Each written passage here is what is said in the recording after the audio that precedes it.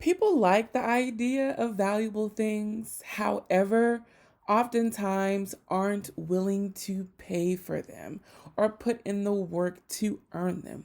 And when it comes to standards, I want to tell you that you are worth every single bit of energy that it takes to hold standards when it comes to people coming in and out of your life. It is so real. And something there are a few things that I want to share with you when it comes to my standards and how I went about putting that together before I started to date Malik, of course. And I just want to share three of them with you so we can all get an understanding of what that looks like in the real world.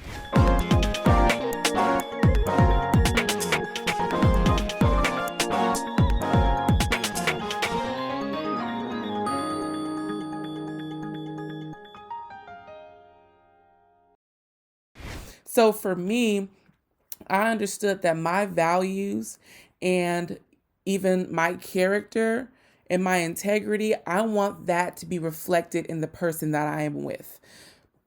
Period. So, the first thing that I definitely had as a standard when it came to my next relationship during that time was God fearing. And I want to highlight a distinction between God fearing and between church going. Completely different things. They're not even on the same hand, okay? God fearing for me meant that this man is going to seek the Lord on how to pursue me in order to get to me. This man is living out the word. I'm not saying he's perfect, not saying that he isn't flawed, but I don't need anyone that knows how to play church but can't really live being the church. So God fearing was something that was so prominent and a must when it came to my standards and choosing someone.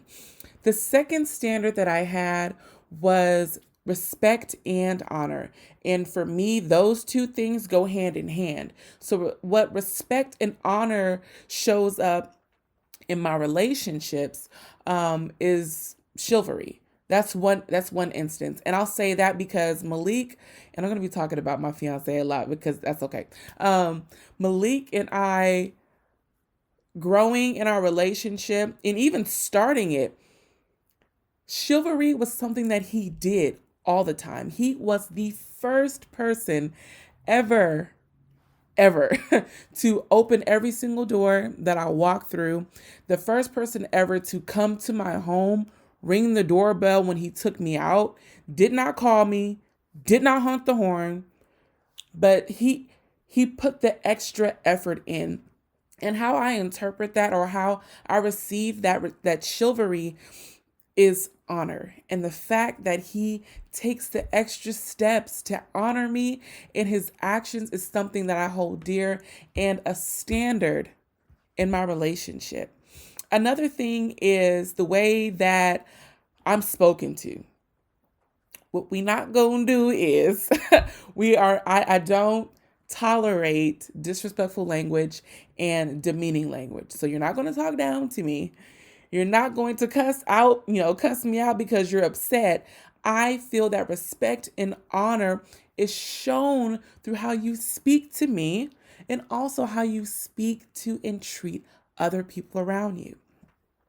And the last standard that I'm going to share with you all is being a hard worker and being goal oriented. If Malik was not college educated, if he never, went to college, I'm cool with it.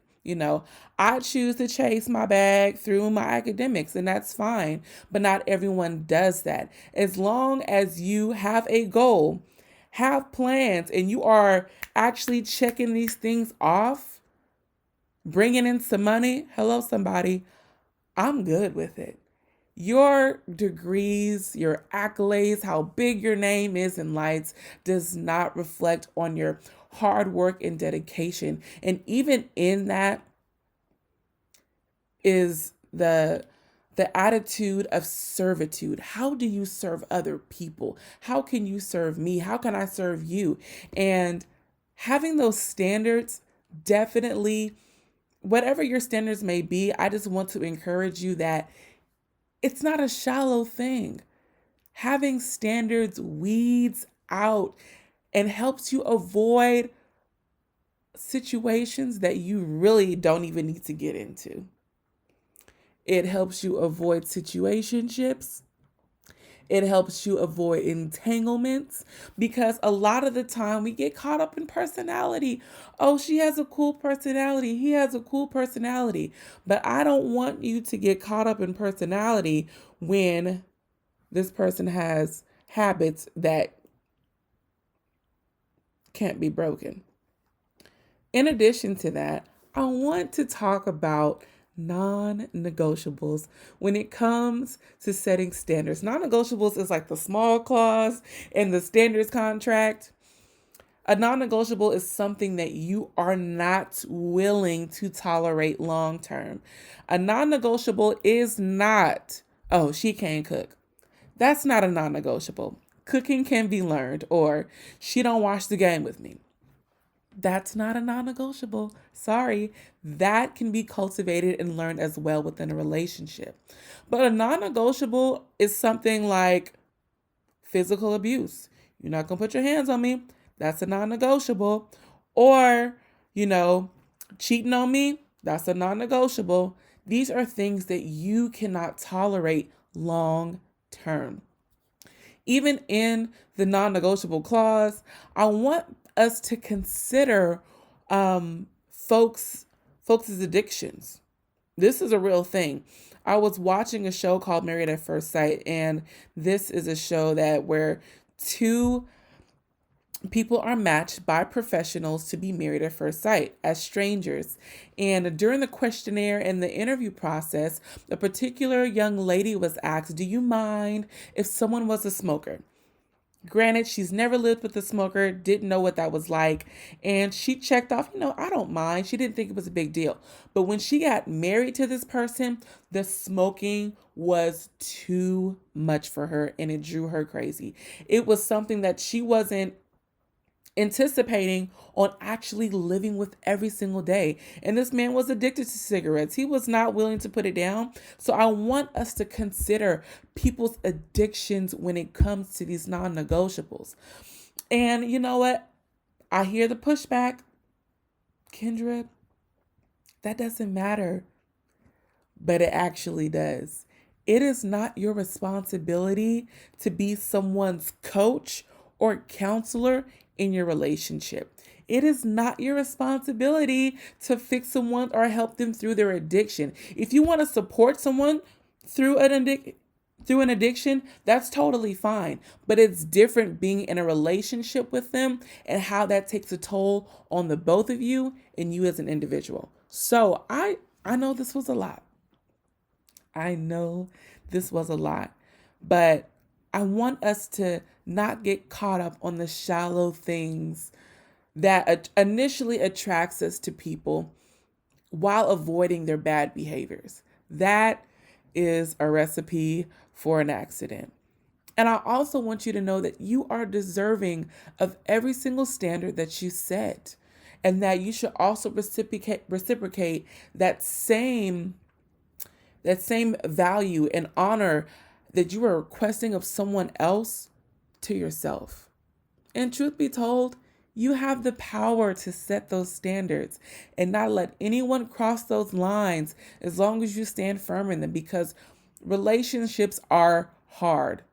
Relationships comes with challenges. But wouldn't it be wonderful if you were with someone that was equivalent, that was equally yoked, that the both of you can soar together? Why hook up with someone with an addiction that you just got delivered from? I'm talking to somebody. Hello. We cannot help everybody through, things that are bigger, that consume both you and me. Talking about a ride or die, you're going to die at the end of the day. Save yourself. So I just want to encourage someone that standards are not shallow, but they definitely are something that'll weed out avoidable situations. Just saying.